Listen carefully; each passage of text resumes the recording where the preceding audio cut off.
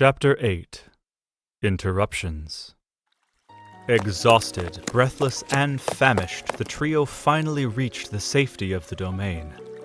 Zelda, most affected by the arduous journey, struggled visibly to regain her breath, her chest heaving as she stopped multiple times along the descent from the mountainside, forcing her companions to pause patiently with her each time. Next time! Zelda panted heavily, placing her hands on her knees and staring down at the path. We bring our horses! Evening shadows stretched longer as dusk rapidly approached, and Link grew increasingly anxious about their vulnerability in the open. He regarded Zelda with concern. Hey, are you going to be alright? He asked gently, noting her continued struggle. Yes, I think so. Zelda managed a reassuring smile as she straightened up, finally able to breathe more easily. Sorry, I'm not as accustomed to running miles on end like you two. But don't worry, I'll get better at it. Her expression softened with relief as she glanced around their familiar surroundings. Well, good thing is, I believe the worst is now behind us. We're back. Yeah. Link agreed earnestly, giving her a reassuring nod. Next time, we'll definitely bring the stallions. Yet Zelda's expression shifted. Her thoughts suddenly pulled back to the horrors they had just witnessed atop the mountain. The memory flashed vividly before her eyes. The mangled core of the divine beast, the lifeless bodies of the two innocent Zora sentries. A heavy, cold sadness enveloped her, the dreadful scene etched deeply into her consciousness. An overwhelming sense of responsibility gripped her heart. She turned to Sidon, who walked silently behind them, grief shadowing his normally bright features. They had just reached one of the main bridges leading into the northeastern side of the domain. Sidon? Zelda began softly, sincerity heavy in her voice. I'm sorry again for the loss of your friends. If there is anything I can... Sidon interrupted, gently but firmly, shaking his head. Thank you, Princess of Hyrule. Your words are kind, but it wasn't your fault. It was mine. I should have stationed more guards. Or, better yet, I should have personally protected Ruta. Those men didn't deserve this. His voice trembled with sorrow as he slowed his pace, weighed down by guilt. Moved by his distress, Zelda reached out compassionately, placing a reassuring hand on his arm. There was no way you could have known that would happen. And besides, throwing your life away would not have accomplished anything. So don't let it get to you as if you failed, because you didn't. She said warmly, tilting his chin gently upward with a comforting finger. Sidon managed a grateful, subdued smile. Thank you, Princess. And I'm sorry you both had to witness my moment of weakness. He drew himself up, determination slowly returning to his eyes. I promise, when we continue our journey, I'll be stronger and more decisive. You are strong, Sidon. Zelda said earnestly, her eyes filled with genuine admiration. One of the strongest people I have ever known. And please, call me Zelda. No need for formalities when it's just us three together, okay? Sidon's smile brightened slightly, his spirit lifting up a bit more. All right then, Zelda it is. He started forward again, but suddenly paused mid-step, his gaze drawn upward to the starry expanse of the night sky. Noticing his hesitation, Link and Zelda both stopped, turning curiously to see what had halted him. Sidon's voice held a note of profound uncertainty. Are you certain? Are you truly certain Ganon was destroyed? Link answered immediately and firmly. Yes, I saw it with my own eyes. Ganon was destroyed and banished. Zelda nodded resolutely alongside him. Most certainly. Ganon was annihilated. There is no doubt. Sidon's brow knitted with confusion, his eyes still searching the heavens as if answers might appear among the shimmering stars. Then, who could be behind this attack? Who could possess such power? Able to carry out such a heinous crime unnoticed? I don't know. Link replied with fierce determination. But I mean to find out. Yes, we will. Zelda added confidently. And with these portraits I have now, I may be able to find a clue as to who they are, or why they are after the Sheik attack as well. Sidon stepped closer to his Hylian companions, his expression now steady but still solemn. Now that we're back in the domain, I must speak with the families of the fallen men. I hope my absence won't burden you both. Not at all. Zelda assured him gently. It's already late, and I still have a lot of studying to do over the evidence I gathered today. Go, be with those families. We are going to need you fully rested for when the morning comes. Link and I will be turning in for the night anyways. Kakariko awaits us tomorrow. Then I bid you both good evening. If you need me for whatever reason, you know where to find me. After I've spoken with all the families and had the bridge closed off leading up to the mountain, I'll be in my chambers, Sidon said. He then tilted his head respectfully to both Link and Zelda and proceeded to walk slowly backwards. And, after he made a short distance away from them, he spun around and ran. Link and Zelda waited and watched as he left their presence and made his way to the other side of the domain before they left for their quarters.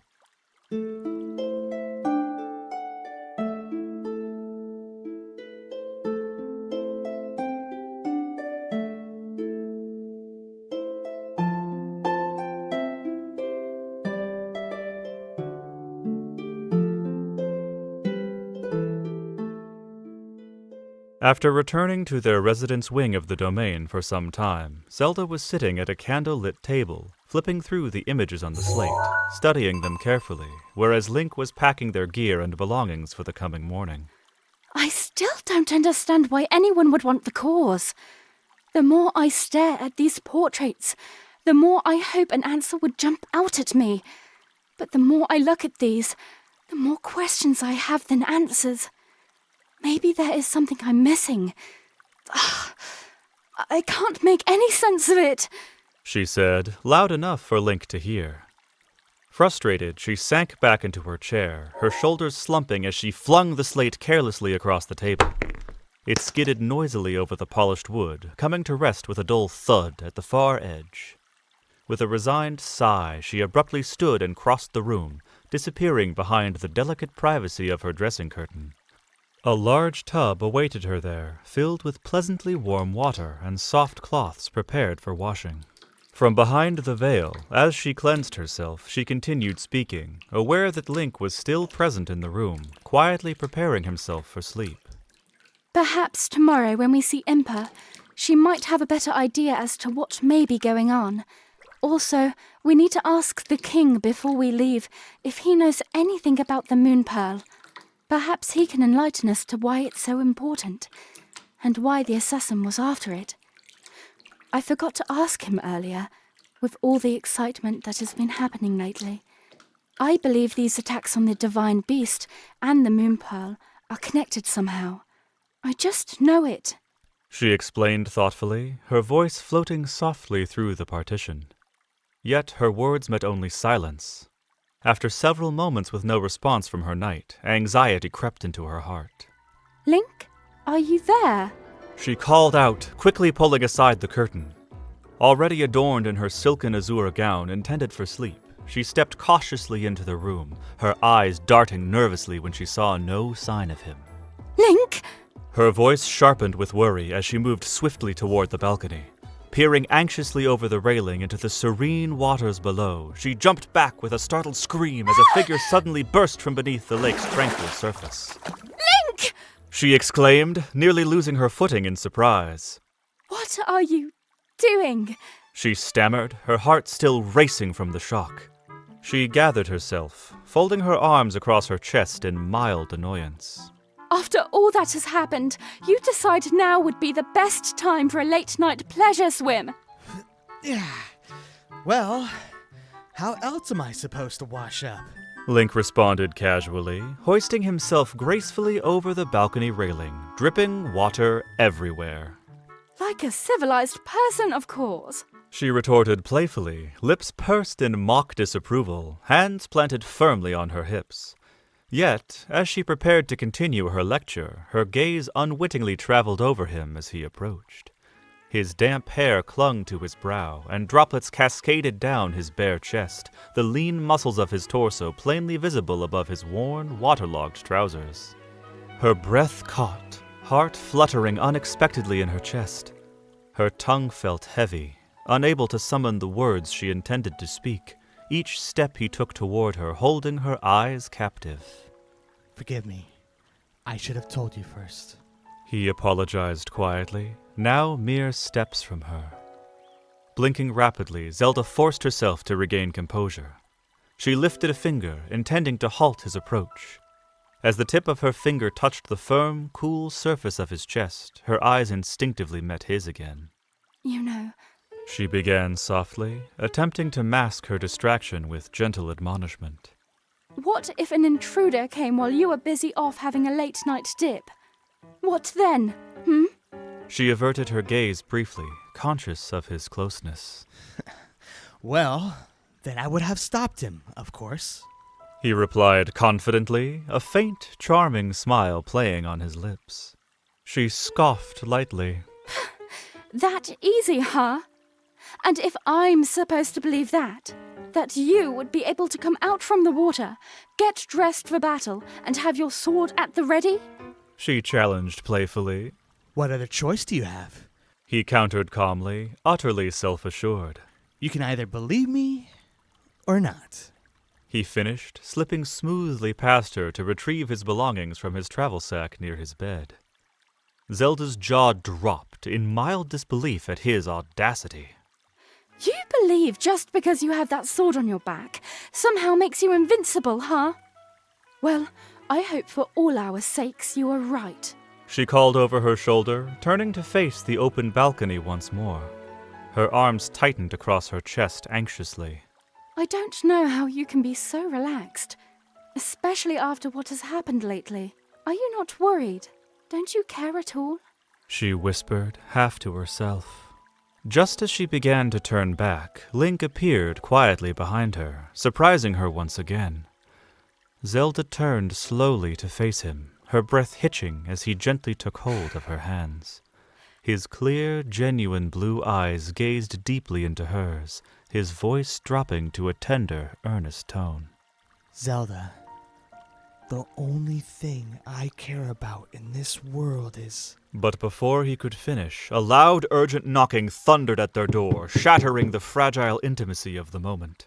That must be our supper! She exclaimed warmly, her eyes brightened at the gentle knock on the door, excitement softening her features.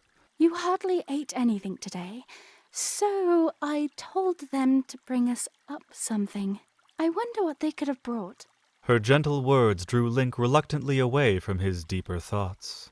He sighed inwardly, knowing he'd have to share his true feelings another time, once the moment was right. As Zelda gently withdrew her hands from his grasp and stepped toward the door, she called softly, Come in. The door creaked open, revealing 2 royal Zora attendants entering gracefully, each bearing a glimmering silver platter topped with polished covers. As the enticing scent drifted into the room, Link's stomach growled quietly in anticipation. Zelda smiled appreciatively at the attendants, patiently waiting beside Link as the servants set their meals upon the table. We hope you enjoy. Said one attendant politely. If there is anything else you require, Princess of Hyrule, please let us know. We are at your service.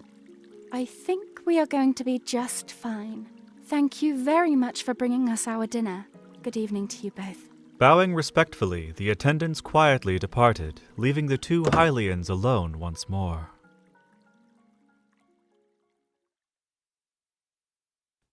With their appetites pleasantly sated and their plates emptied, Link and Zelda began preparing themselves for bed.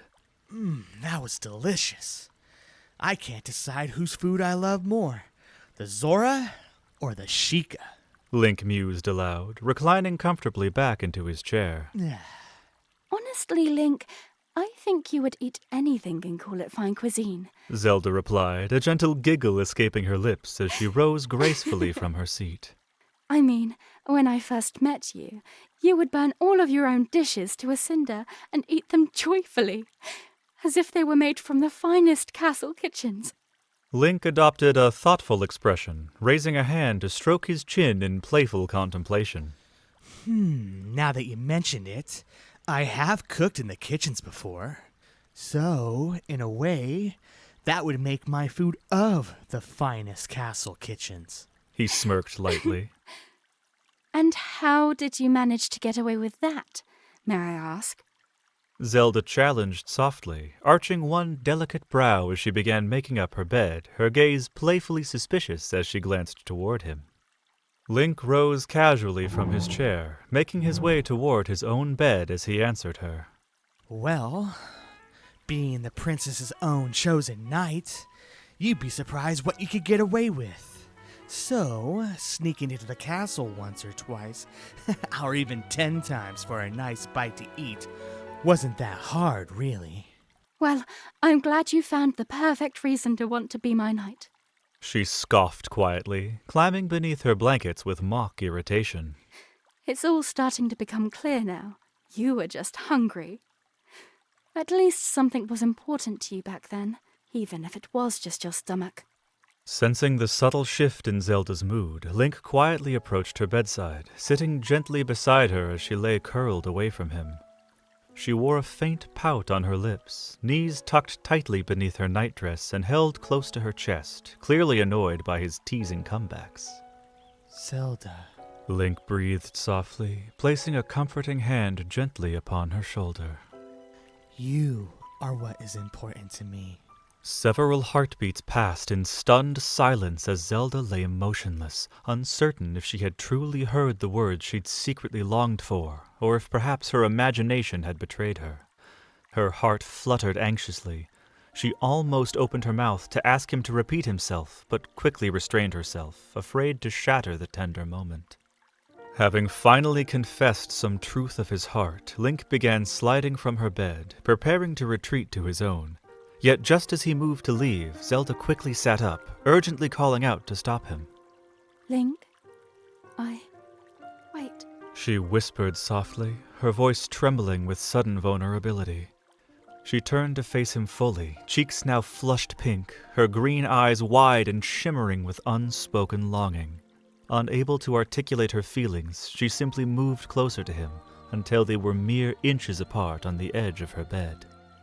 Seconds stretched into eternity as her heart quickened and her breath grew shallow. Within her, a deep hunger stirred, a longing she had never allowed herself to indulge. Zelda knew all too well the consequences if she surrendered fully to these emotions, especially given her impending 18th birthday. But none of that mattered anymore.